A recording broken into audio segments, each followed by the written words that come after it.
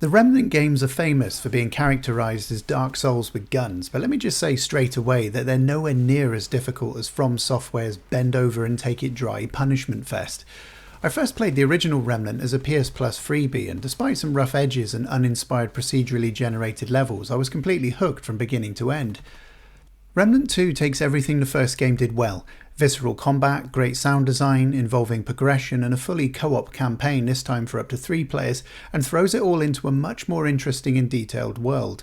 It's still a randomised world, but now one interspersed with handcrafted elements and featuring much more variety across a reasonable runtime, depending on how far you want to go exploring. The story here tries to be a bit more than your standard shooter basic RPG fare, but arguably loses any impact across its very different areas, and it's easy to lose the thread of who wants what and where. The only information you really need to retain is that something evil has taken over, beat it up. The standard "here's your home hub where you buy upgrades and talk the same bollocks with mannequins over and over" really does need work as a concept at this stage, though. We've seen it far too many times in games like this. But I can at least confirm that a lot of what's available in Trope Town is almost always worthwhile for battles ahead, and you don't necessarily need to grind for some of the better weapons, equipment or build characteristics.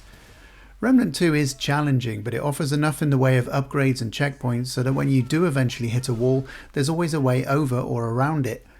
As you can see, the level design is nicely varied, and it does a very good job in hinting at your next move without splashing icons everywhere. The minimap is excellent for very clearly laying out where you have and haven't been. Work your way through the dark areas and you're bound to find your next errand or the exit eventually. In the end, Remnant 2 is happy to reward players of all types, whether you want to get stuck into the finer details of the RPG mechanics or play it like a shooter, making sure your weapon is maxed out with all the new currency and materials you'll find in the world and simply stomp through every area. Either approach is completely valid, and this is a game you might find you go through a couple of times to try out the various classes and abilities for very different experiences.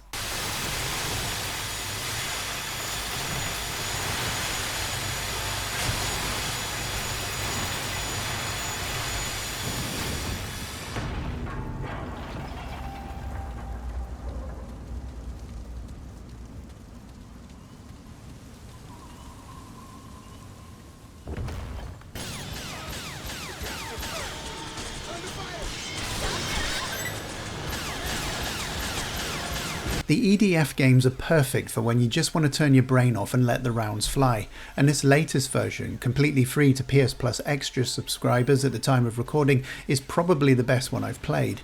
The story is perfectly appropriate Starship Troopers bollocks.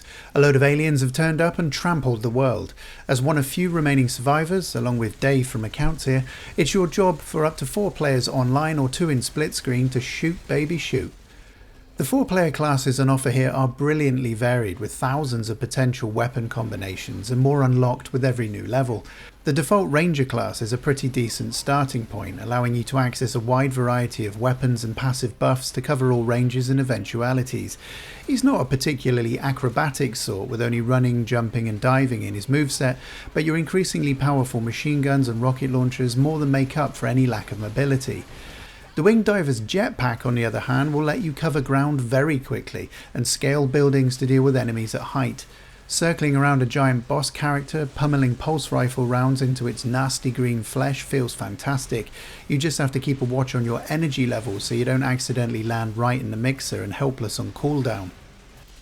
The Air Raider is a surprisingly enjoyable class once you've figured out the best weapons and approach. This guy will command drones and airstrikes from a distance, activated by hurling target beacons and sticking them to enemies and objects. There's some serious firepower on offer with this class, and having at least one of these guys in your team can really help stem the tide of giant ants. And then finally we have the Fencer. This exosuit class is your classic slow-moving, suck-my-death tank option, equipped with the most powerful ordnance like dual miniguns and giant missile launchers that can level entire buildings with one hit. The Fencer is the ultimate power trip, and it's borderline essential to have at least one in your squad. Throughout the game, the gunplay and movement just keeps getting better. You're always upgrading your kit by virtue of simply using it, adding more damage, faster reload speed, larger magazines, and that's on top of a huge range of new weapons and abilities you'll pick up in the field. You don't walk into McDonald's and ask for Michelin star grub. Set your expectations accordingly and you'll have a lot of fun with Earth Defense Force 6. The all-important gameplay feel, even with some fairly regular jank and frame drops, is incredibly Moorish, and for fans of uncomplicated old-school shooter gameplay, especially with friends, this is well worth a look.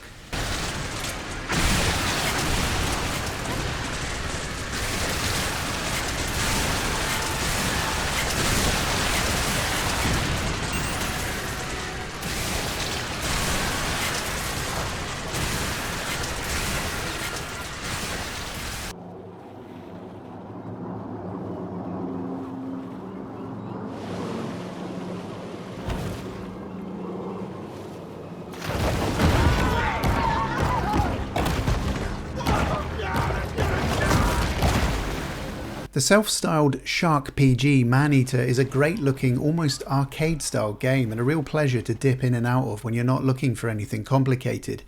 Beginning life as a nigh-on defenceless bull shark pup, unceremoniously cut from your dead mother by a notoriously overzealous fisherman, you must feed and grow quickly in order to gain strength to take on the humans and avenge your mother's death. Exploration in this game is genuinely stunning in places. I've rarely been so intrigued to poke my nose into every corner of a level just to see what incidental detail the artists have added. And the breadth of level design between each area, considering you spend 99% of your time underwater, is laudable, from the murky shallows of the bayou all the way out to the open ocean. There's an eerie charm to the game with some excellent lighting and a wonderfully dry narrator explaining the total mess humanity has made of everything at intervals. The core gameplay loop remains broadly the same throughout Maneater, and it's one that you can attack for just 30 minutes at a time or work through for hours if you're in one of those moods just to get some boxes ticked and unlock some trophies or achievements. Once you complete a set number of objectives in any given area, you'll be invited to launch onto the boat belonging to a pesky human boss and swallow like Stormy Daniels. But you don't need to be a main character in order to visit every location. Munching various wildlife will grant you fats and minerals to upgrade your shark at hubs to be found in every area, expanding on your sonar ability, making you stronger, faster and ultimately bigger, at which point you can bash through previously impenetrable doors and grates into new zones. You'll also be able to deal with some of the nastiest marine predators, including alligators, killer whales and even Jaws himself. Most of these creatures will tear you to pieces initially and need avoiding carefully while you seek out more benign objectives, like chowing a certain number of inoffensive fish, visiting certain landmarks and gulping number plates. Admittedly, some of these goals, especially early on, can seem pretty sterile affairs, but once you've hit a certain size and added some new abilities, which doesn't take too long at all, you can enjoy some serious power trip rampages. On the PS5 version, pulling back the right trigger repeatedly on the DualSense activates your nasty gnashers, and the adaptive feedback and haptics are excellent as blood mists all around you.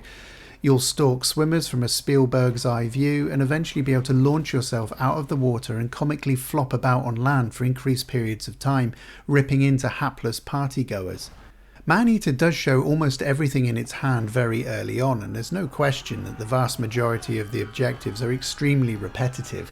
But again, the variety in the world design continually pokes your curiosity, even when you can almost be certain there's nothing story critical you're missing. There's just nothing else much like it, and for visceral get in, get out fun, now at a heavily discounted price, I highly recommend it.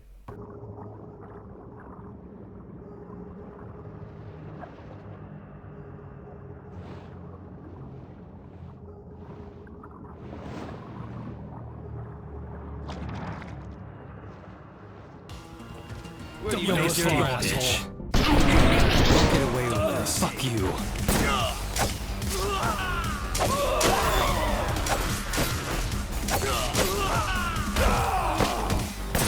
Even for a list of slightly unusual, occasionally janky and not necessarily critically regarded games, Wanted Dead is still very much a wild card here, from some of the people who brought us Dead or Alive and Ninja Gaiden no less. But it's one of those totally committed, utterly ridiculous yet weirdly enjoyable throwbacks to the PS2 era that many gamers of a certain age are going to find hard to leave alone. As Hannah Stone, you are a former criminal turned commanding officer of Hong Kong Police's elite zombie squad, although elite seems to translate as really fucking weird here. I'm not entirely sure what the story is in truth. I'm not sure the game knows. But you'll be faced with a variety of sword-wielding, gun-toting ninja types, and you'll have to slice them all up and pop their heads in enjoyably bloody, brutal fashion. The game more or less effortlessly mixes hack and slash with third-person cover shooting, and combining these approaches feels really good, especially when you trigger a finisher. Batter an enemy for long enough and you'll stun them, leaving them open to become victim to one of more than 50 unique and gnarly takedowns. Better yet, you'll eventually learn to stun an entire room full of goons simultaneously, and Hannah can dance quickly between them all for one continuous, satisfying kill streak. A nicely succinct skill tree will add bonuses to your attacks along with a selection of gun mods that you can unlock, and these become absolutely essential for progression given the sheer volume of enemies that pour from doors and leg it at you with murderous intent in the later levels. You can also pick a variety of weapons off the floor, including SMGs, LMGs, punchy shotguns and even a chainsaw.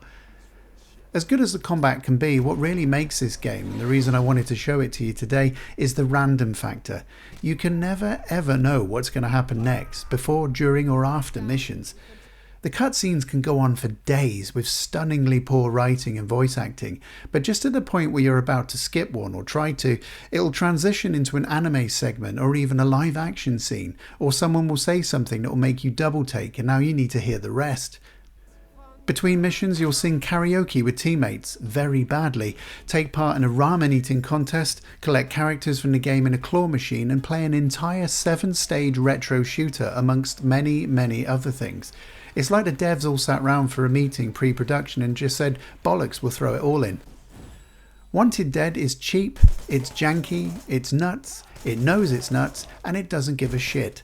It can be a lot of fun, especially once you've unlocked a few abilities and weapon parts, and even with cutscenes so long and weird they'd make Kojima cringe, there's an undeniable gravity to them that just keeps pulling you forward. As with Earth Defense Force 6 elsewhere on this list, if you go in with an open mind, you might just find yourself addicted and even really loving this.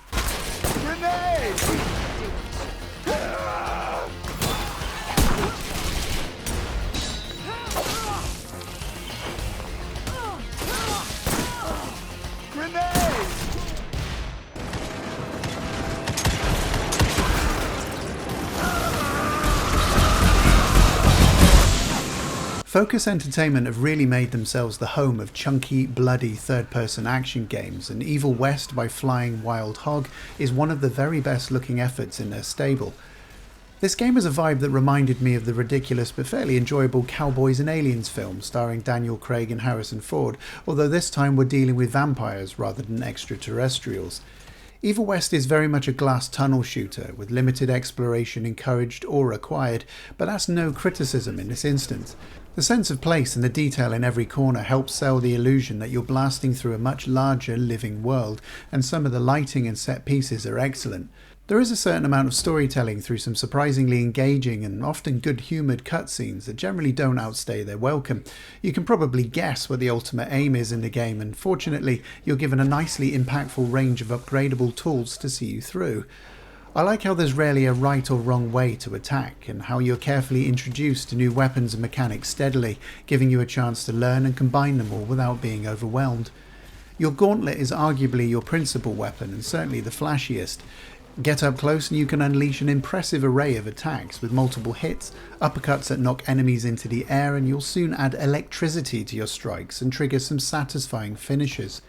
You can dash and strike, yank people up close to you, pull out your revolver and a hefty sawn-off shotgun, and take out enemies from a distance with your rifle, along with a few other long-range options as the game goes on. There are probably a few too many old-school arena fights, with the next section of a level gated off until everyone's dead, but with an ever-expanding and enjoyably gruesome selection of enemies and so many ways to dispatch them, it's not the slog it could have been. However, for a game and a story that's clearly set up to be a two-hander, it is rather silly that you don't get to play as the two main characters in co-op. Instead, joining a friend will see you both play as Jesse here, not a stitch of clothing different until you find some new clobber in hidden chests, with your AI partner Edgar relegated to appear in cutscenes and as general window dressing at certain points. It really doesn't make much sense and deprives the player of what could have been an entirely different way to play in single or multiplayer. Regardless, 2-player with a friend online, mixing up your attacks at different ranges is a joy to behold, and the ability to revive your down partner keeps you in even the toughest fights. Considering you can pick it up for next to nothing these days, Evil West is a particularly enticing prospect for fans of chunky, straightforward action. It looks great, feels good, and it won't take you 7,000 hours to complete or drag you through an unrewarding mess of a skill tree. It was built with fun in mind first and foremost, and I'm glad there are still some publishers out there who keep that in mind when they take on games.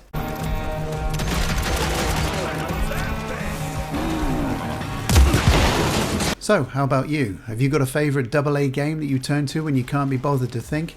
A guilty pleasure that didn't review too well but you love it all the same? Let us know in the comments, and please leave me a like if you wouldn't mind. I'll be delighted if you want to subscribe as well. Either way, thanks for your time today, and I'll be back very soon with a lot more games, new and old. Cheers for now.